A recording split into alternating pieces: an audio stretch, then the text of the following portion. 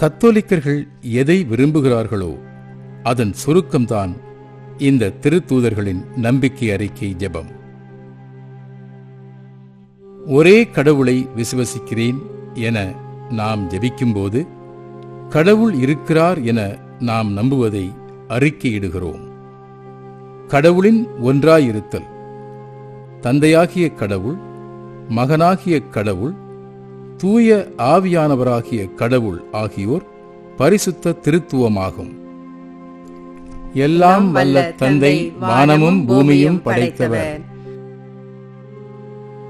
தந்தையாகிய கடவுள் வல்லமையும் மகத்துவமும் மிக்கவர் என நாம் நம்புகிறோம்.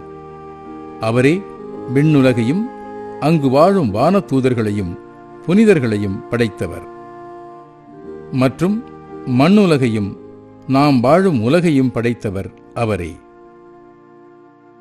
அவருடைய ஏகசுதனாகிய நம்முடைய நாதர் இயேசு கிறிஸ்துவையும் விசுவசிக்கிறேன். இயேசு கடவுளின் ஒரே மகன் என்று நாம் விசுவசிக்கிறோம். தூய ஆவியினால் கர்ப்பமாய் உற்பவித்தார். தூய ஆவியின் வல்லமையால் மரியாளின் கர்ப்பத்தில் இயேசு அவதரித்தார் என்று நாம் விசுவசிக்கிறோம். கன்னிமரியிடமிருந்து பிறந்தார். மரியாள் கன்னியாக இருந்தும் இயேசுவை பெற்றெடுத்தார். அவர்தான் இறைவன், நம்மை போன்று மனிதனானார், பாவம் தவிர. போஞ்சு பிலாத்தின் அதிகாரத்தில் பாடுபட்டு சிலுவையில் அறையுண்டு மரித்து அடக்கம் செய்யப்பட்டார். தலைமை குருக்களாலும் மூப்பர்களாலும் அறிஞர்களாலும் இயேசு மரண தண்டனைக்கு தீர்ப்பளிக்கப்பட்டார். யூதாவின் ரோமை ஆளுநராகிய போஞ்சு பிலாத்து இயேசு குற்றமற்றவர் என தெரிந்து கொண்டார். இருந்தாலும் இயேசு துன்புறுத்தப்படவும் முள்முடி சூட்டப்பட்டு சிலுவையில் அறையப்படவும் கையளிக்கப்பட்டார். கூட்டத்தைக் கண்டு பயந்து போயிருந்தார்.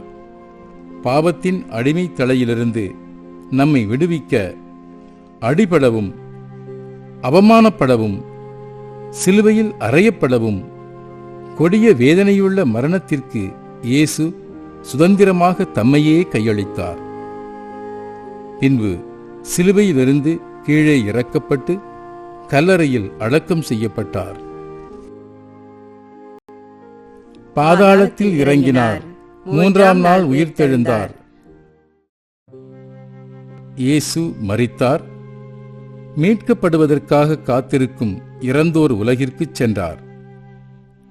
தமக்கு முன் கடவுளை நம்பி வாழ்ந்து மரித்தவர்களை விண்ணகம் கொண்டு செல்ல இயேசு நற்செய்தி அறிவிக்கும் ஒரு மீட்பராகச் சென்றார். 3ஆம் நாள் இயேசு உயிர்த்தெழுந்து அவர்களோடு விண்ணகம் சென்றார். பரலோகத்திற்கு எழுந்தருளி தந்தையின் வலப்பக்கத்தில் வீற்றிருக்கிறார்.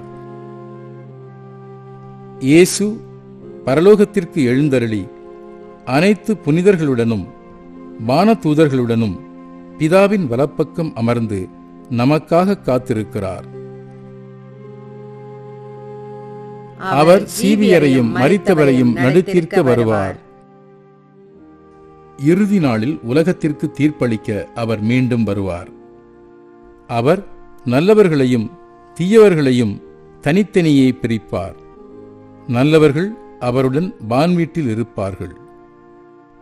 தீயவர்கள் முடிவில்லா அக்கினிக்குள் தள்ளப்படுவார்கள். பரிசுத்த ஆவியையும் கத்தோலிக்க திருச்சபையையும் விசுவசிக்கிறேன். திருச்சபையை புனிதர்களோடு ஒன்றிணைக்க பரிசுத்த ஆவியானவர் வழிநடத்துவார் என நாம் விசுவசிக்கிறோம். புனிதர்களின் சமூக உறவையும் பாவ மன்னிப்பையும் உடலின் உயிர்ப்பையும் முடிவில்லா வாழ்வையும் விசுவசிக்கிறேன்.